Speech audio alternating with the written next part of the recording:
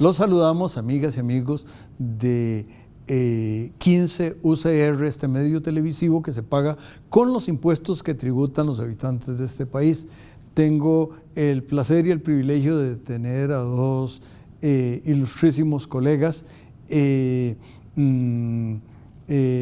Uno todavía profesor de la Escuela de Economía y el otro antiguo colaborador de el posgrado en Economía, y no voy a hablar más de los respectivos currícula porque tenemos que hablar un poco de 2030 para arrojar con una extensión de 8 años lo que ambos colegas podrían pensar de los retos y de las posibilidades que hay en este país con un horizonte de 8 años. Y si quiere, don Edgar, empezamos por usted. Sí, muchas gracias. Perdón, creo nada más un detalle. No sé si dije que son don Edgar Robles y don José Rafael Brenes, y no lo había dicho ahora que me escucho. De manera que dije que eran dos colegas, dije que habían hecho y no había explicitado los nombres, pero don Edgar Robles, de nuevo, disculpe que lo interrumpí. Sí, muchísimas gracias de nuevo. En primer lugar, tener claro que a pesar de que 2030 nos puede sonar un poco lejano, realmente no lo es tanto. Estamos hablando de cosas a la vuelta de la esquina y que si no empezamos a programarnos, a establecer esa serie de reformas que debemos implementar, pues nos va a tomar tarde para tener un ambiente de 2030 en una situación mucho más sólida desde el punto de vista económico y social de nuestro país. Hay dos aspectos que a mí me gustaría hablar sobre lo que debería ser el 2030. En primer lugar, hay un tema que puede resultar relativamente evidente, y es que para esa época nuestra crisis fiscal que estamos enfrentando ya debería estar o solucionada o explosionada. O sea, esos son los dos extremos. Yo esperaría que fuera la primera, en el sentido de que la dinámica de crecimiento de la deuda pública ya sea una situación manejable, porque hoy no lo es. Hoy la deuda pública, a pesar de los esfuerzos de los últimos años por contener el gasto público, la deuda sigue creciendo por ese efecto multiplicativo de los intereses sobre el gasto. O sea, el principal problema en este momento desde el punto de vista de finanzas públicas es cómo se financia esa deuda pública y lo que implica el costo de los intereses en un ambiente en donde vamos a ir saliendo en el presente de un financiamiento barato, tasas de interés muy bajas, hacia una situación en donde el costo de financiamiento es mucho más elevado, mucho más caro. La tasa de interés pues va a ir para arriba en los próximos años por lo menos, y eso va a tener una repercusión sobre la deuda, lo cual quiere decir que la calidad del gasto público va a seguir teniendo problemas a futuro. Entonces, esa dinámica, esa estabilidad de la deuda pública debería estar solucionado como país, y realmente no lo proponemos de esa forma. Y vinculado a este tema, hay otro tema que va en contra de lo que sería un manejo de la deuda responsable, y se refiere, y esa es mi área en particular, sería el gasto en pensiones.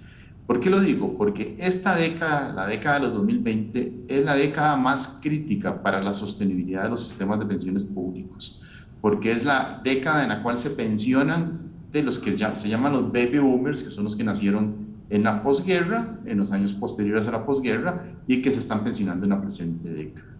Eso va a presionar los sistemas de pensiones y vamos a tener que replantearnos ese esquema, que vamos a hablar un poco más adelante, replantearnos ese esquema para poder financiar los gastos de la vejez de esas personas que han contribuido a los regímenes de pensiones, Caja del Seguro Social principalmente, y que la Caja tiene un hueco importante que no ha sido solucionado y que va a requerir reformas mucho más profundas de las que se han planteado. Don José Rafael, ¿por dónde le gustaría empezar usted? Bueno, después de esa optimista introducción de Edgar, yo me voy a ir al otro extremo. Voy a ser más atrevido, ¿cierto? Yo cuando estaba considerando la invitación que usted nos hizo, uno dice en el 2030, ¿verdad? Y eso suena larguísimo. Pero no, desafortunadamente Costa Rica se ha caracterizado por ser un país que se toma su tiempo en hacer las reformas estructurales que necesita para ir logrando mejorar la calidad de vida de todos los costarricenses. Dicho esto, yo quiero ser un poquito aventurado y decir que para el 2030, y aquí lo que yo quiero es ilustrar estas malas oportunidades que estamos dejando de aprovechar. En el 2030,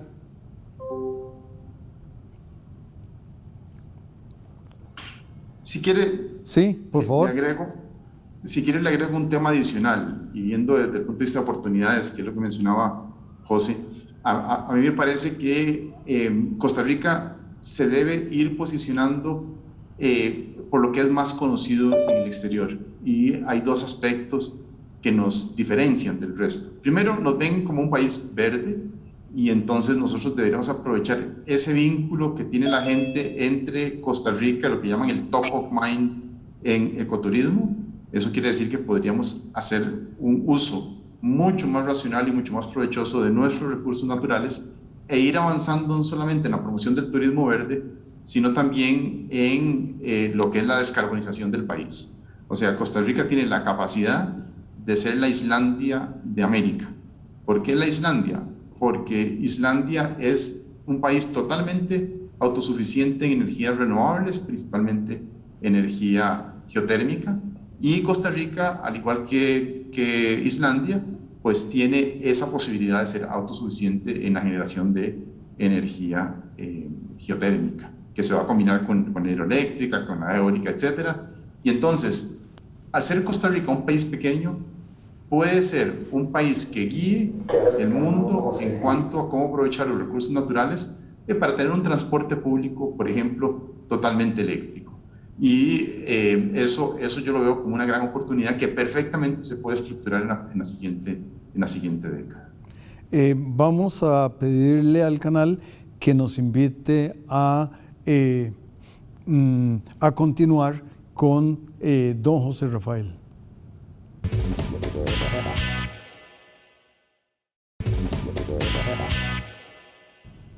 Continuamos, amigas y amigos de 15 UCR, y en esta mezcla de pensamientos y de opciones y de futuros a partir del presente, por favor, don José Rafael, ¿cómo reacciona usted alrededor de estas ideas? No, creo que la última intervención de Edgar va en línea de lo que yo quería plantear, y es lo siguiente. En un escenario ideal, dentro de 8 años o una década, Costa Rica debería haber atendido dos, de mis perspectivas, temas fundamentales. Ya Edgar señaló lo relativo a la parte fiscal, entonces eso no está en mis dos temas. Mis dos temas tienen que ver con el tema, están relacionados ambos con la competitividad. Y uno tiene que ver con la productividad de nuestra mano de obra y la otra tiene que ver con la infraestructura. Entonces, en el tema de la productividad de la mano de obra, nosotros se habla muchísimo, ¿verdad?, de la forma en que en las últimas 2 décadas se ha deteriorado la educación pública. A mí me gustaría pensar que vamos a ser capaces, a la vuelta del 2030, ¿verdad?, de haber hecho una revisión integral de lo que es nuestro modelo educativo, no solamente en lo que es la parte de la formación formal, valga la redundancia, en lo que es la revisión curricular, sobre todo de la enseñanza superior, fortaleciendo lo que son las habilidades demandadas por el mercado, que siempre viene la idea del tema de lo que es el inglés, pero todo lo que es relacionado con la capacidad de pensamiento abstracto, de la capacidad de seguir instrucciones, atender problemas, ser innovador. Y también en la parte que no tiene que ver con la educación formal, que podemos llamarla educación vocacional o educación flexible, orientada fundamentalmente a mejorar las habilidades de la fuerza laboral que ya está en este momento empleada. ¿Por qué? Porque las fuerzas de transformación en todo lo que son los sistemas productivos tradicionales se convierten hoy en día en una amenaza, ¿verdad? Que si no la identificamos y logramos convertirla en una oportunidad, va a hacer que cada vez más los salarios que los costarricenses generemos, que los costarricenses ganemos en nuestro trabajo, van a ser menores porque nuestra productividad va a ir decreciendo, ¿verdad? Entonces, aquellas iniciativas, si hoy estuviéramos en el 2030, podríamos decir que empezaron con una tibia educación o formación dual, jornadas flexibles laborales, se llegó a transformarse en un modelo, ¿verdad?, que logra realmente integrar lo que son las necesidades del sector productivo con la capacidad que tienen los centros de formación para universitarios, educación para el trabajo, lo que sería el INA, ¿verdad? Y eso ha permitido en el 2030 que hoy Costa Rica tenga una fuerza laboral dinámica, flexible y adaptable. Eso sería una primera transformación que me gustaría ver ocurrir a lo largo de los próximos 8 años. Y el segundo tema, y Edgar digamos que lo introdujo con su idea de que Costa Rica podría ser la Islandia de América, tiene que ver con toda la parte de infraestructura. Y aquí, ¿verdad? Luego de una discusión muy fuerte que se dio con el cambio del gobierno hace 8 años, de nuevo estamos en el 2030, el país logró superar todas sus dudas ideológicas y encontró un modelo para desarrollar alianzas público-privadas conformadas por un sector público con funcionarios bien capacitados, un esquema especial de retribución que permitió atraer a jóvenes profesionales que estaban en capacidad de desarrollar un modelo de concesiones y alianzas público-privadas que permitió que Costa Rica lograra ir recuperando en los últimos 8 años una parte muy importante del déficit de infraestructura. Se logró resolver todo el tema de la conectividad, que nos había quedado ahí pendiente aun cuando estaban los recursos en el Fonatel. Se dinamizó todo lo que fue el acceso a los sectores productivos fuera del área metropolitana. El sistema de transporte público en el área metropolitana se hizo, como dice Edgar, verde, totalmente eléctrico. Y tal vez un aspecto muy importante que posibilitó todo este desarrollo fue que se hizo una revisión integral de lo que eran las reglas que tenía que cumplir la empresa privada para poder echar a andar desarrollos y emprendimientos. Se logró lo que en algún momento habían señalado expertos de PIB, y era crear un CINDE para el otro 98% de las empresas de Costa Rica que no traen inversión extranjera al país. Así que se logran en estos últimos 8 años, estando nosotros hoy en el 2030, empezar a llenar esa deuda que teníamos con las generaciones más jóvenes de tener un país que les da capacidad para aprender, para trabajar y que crea condiciones con una infraestructura adecuada para que todo eso genere empleos bien remunerados. A mí quiero abonar algo tangencial, que es en Guatemala, que uno podría pensar que tal vez no se mueve con la flexibilidad de Costa Rica y además tiene un sector público relativamente reducido, pero en la ciudad de Guatemala la 5ª línea del Metrobús, que son unos buses articulados que recorren la ciudad, van a ser eléctricos. La siguiente línea en México del transporte de superficie va a ser eléctrico. No sé cómo están Curitaba y Bogotá, pero sospecho que esos lugares donde se inició buena parte de estos procesos deben estar avanzando de manera importante. Y me gustó mucho la mezcla de trabajo dual, de la transformación necesaria del INA y el pensar en los ETPs como los tres como la llave del futuro. Pero, don Edgar, y nos queda un minuto para cada uno de ustedes. Sí, vamos a ver, yo le agregaría, muy bien, todo lo que se ha dicho, yo le agregaría un aspecto adicional, y es también la posibilidad que tiene Costa Rica de convertirse en un país que permita emisiones del tipo ASG o ESG en inglés, o sea, son emisiones de títulos que guardan normas ambientales, sociales y de gobernanza. Y eso sería una posibilidad amplísima que tendría Costa Rica justamente para poder financiar todos estos emprendimientos que hemos conversado el día de hoy. Y quiero hacer hincapié en el último tema, el tema de gobernanza. Gobernanza sería a nivel de emisores, que no estoy pensando en emisores públicos necesariamente, sino en emisores privados, y en todo lo que hay que mejorar desde el punto de vista institucional, justamente para ir alejando de ese pensamiento colectivo de que en Costa Rica todo tiende a ser más oscuro con el tiempo, de que la corrupción va a ser algo cada vez más del pasado, y en donde las mismas empresas se van a fijar ese tipo de estándares asociados a la gobernanza de sus negocios, que cada vez van a ser más amigables con el ambiente y que van a guardar aspectos sociales, como lo es, por ejemplo, la mejora en la distribución de la renta. Invitamos al canal a que nos vuelva a invitar.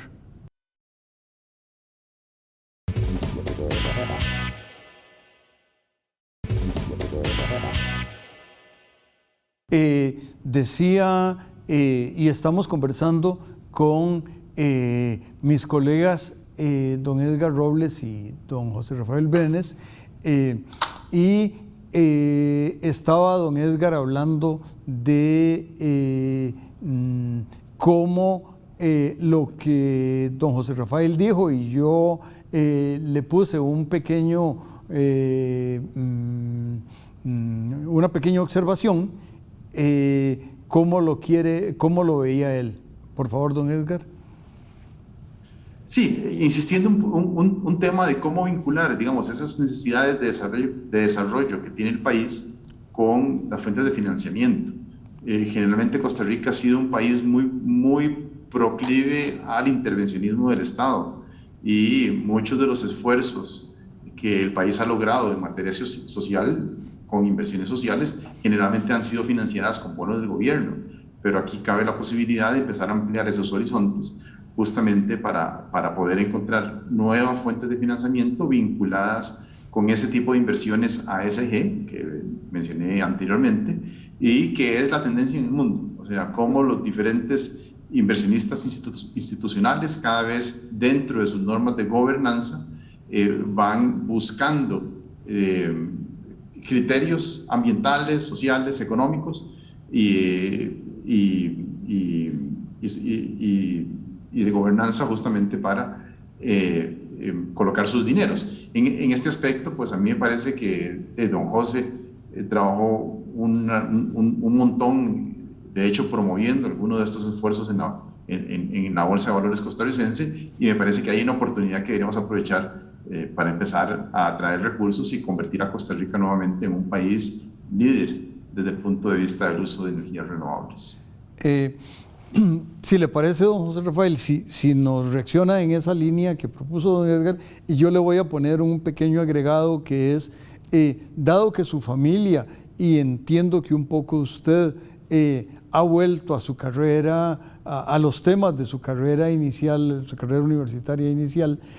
Tal vez si quiere también agregarle un poquito de cómo esos áreas del pequeño sector primario los vería usted dentro de 8 años. Por favor, don José Rafael. Don Juan Rafael, usted siempre le hace gracia que yo sea agrónomo, ¿verdad? Pero uno nunca sabe. Y al final de cuentas, uno siempre vuelve a la tierra, sembrándola o viendo el zacate crecer desde abajo. Pero bueno, para algo va a servir el título. Creo que eso es un tema muy interesante, porque recién, y yo sigo hablando estando en 2030, ¿verdad? En el 2022 se hizo una actualización de lo que eran los escenarios que Naciones Unidas había hecho sobre la evolución del calentamiento global, y se dieron cuenta que se viene acelerando más allá de los escenarios más pesimistas. Esto aceleró a nivel mundial la creación la generación de reglas uniformes para la operación de los mercados de certificados de carbono. Y Costa Rica aprovechó esta oportunidad y ha venido desarrollando en los últimos 8 años una serie de esquemas para generar, para monetizar las reservas que tiene de sus recursos naturales, y para generar fuentes limpias de energía como las que Edgar ya ha señalado. Y eso nos ha permitido hacer una serie de generar derechos de carbono para financiar los proyectos de resiliencia climática y la conservación de la riqueza natural de Costa Rica. Eso ha sido un proyecto importantísimo. En esa misma línea, ¿verdad?, la agricultura ha migrado hacia una agricultura regenerativa. Los costarricenses, a la luz de estas oportunidades que se crean, han logrado identificar procesos productivos que no solamente minimizan el impacto de la agricultura sobre el cambio climático, sino que bajo prácticas innovadoras han ido incorporando cultivos que de manera paralela a los tradicionales como el café favorecen lo que son los procesos de absorción de gases de invernadero. Entonces, este proceso, este nuevo campo de la agricultura regenerativa es uno que se ha desarrollado también en nuestro país y que está prometiendo muchísimos beneficios a futuro. Ya cambiando un poquito de tema, y aquí aprovecho el tener la palabra, creo que es importante recordarle a la gente que nos escucha que toda esta transformación de mejoras en la productividad, desarrollo de la infraestructura, innovación en la parte de tecnología, de la tecnología agrícola, innovación en los mecanismos financieros para generar capital necesario para pagar por toda esta transformación, se vio muy favorecida por los cambios que se hicieron en todo el esquema tributario costarricense. La gran discusión que se daba en torno a si era necesario, cómo hacíamos nosotros para fomentar la formalización, cambiando la estructura de los impuestos que habían sobre la planilla. Se logró, hubo un cambio, una redistribución de las cargas, hubo una simplificación tributaria, se probó que efectivamente una estructura tributaria más simple, con tasas más bajas, favorecían la ampliación de la base tributaria, y eso ha sido un factor muy importante, ¿verdad?, en generar al gobierno los ingresos, no solamente para financiar o ser la contraparte en los proyectos de infraestructura cuando corresponde, sino para atender las necesidades de los proyectos, de los programas de bienestar social, aspecto que no estamos discutiendo hoy, pero que también sería muy interesante analizar cómo nos gustaría ver toda la parte de incidencia fiscal y cómo hacer la gestión de las transferencias sociales va a cambiar durante los próximos 30 años. Don Edgar, de nuevo, los 2 minutos, y ahora sí para el fin del programa, le tocan a usted. Sí, aquí sí es muy importante regresar un poco, como dice José Rafael, en el año 2022. Esos muchachos que en el 2030 van a estar ingresando a la fuerza laboral, en el 2022 tenían 10 años.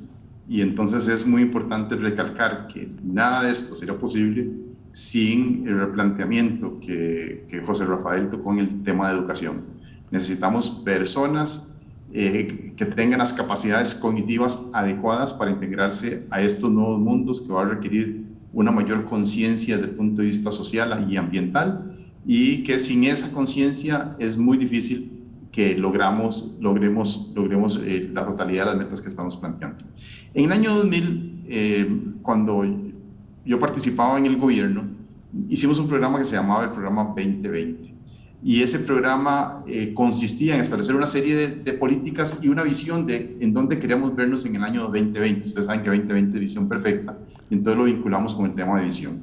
Ahí lo que encontramos fue justamente una serie de políticas, una hoja de ruta que se estableció para mejorar una serie de aspectos, y retrospectivamente, si nos ubicamos hoy o 2 décadas después, en el año 2020, y vemos hacia atrás, vemos que muchas de esas metas se lograron y que Costa Rica realmente tiene la capacidad para hacer ese tipo de reformas y realmente se lo plantea. Lo que requerimos es una serie de liderazgos, volver a plantear esa hoja de ruta que se nos ha quedado un poquito perdida en el pasado, para que dentro de unos 8 o 10 años podamos tener esa visión que hoy hemos presentado. Espléndido. Con esto terminamos la serie de 2030.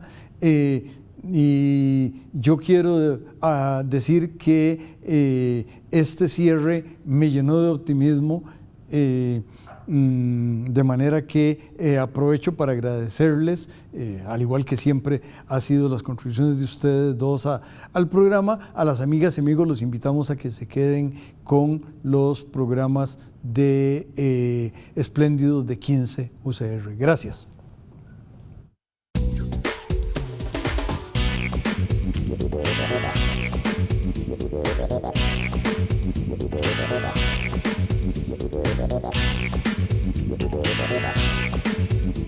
Thank you.